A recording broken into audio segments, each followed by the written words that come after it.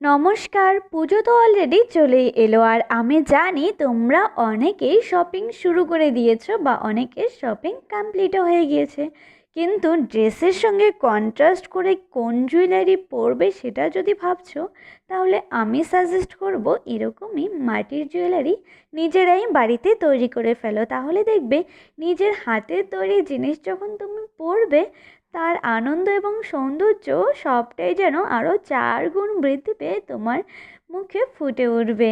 আর এটা বানানোও যায় খুব কম সময়ে এবং খুব কম খরচেই। প্রথমেই মাটিটিকে খুব ভালো করে মিক্সড করে নিয়ে একটা আঙ্গুলের শেপ করে দিয়ে তাকে কিছুক্ষণ শুকিয়ে গেলেই কালার করা সম্ভব। তোমরা কালার করে নেবে নিজেদের ইচ্ছে মতো, ডিজাইনও করতে পারবে নিজেদের ইচ্ছে মতো। আর হ্যাঁ, আমি কিন্তু এখানে দুটো আংটি তোমাদের সঙ্গে শেয়ার করছি।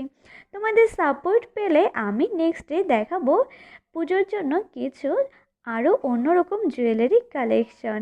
তোমরা যদি চাও তাহলে কিন্তু অবশ্যই আমাকে কমেন্টে জানিয়ে দিও। আর হ্যাঁ, জানিও আজকের এই দুটো আংটির মধ্যে তোমাদের কোনটা ভালো লাগলো।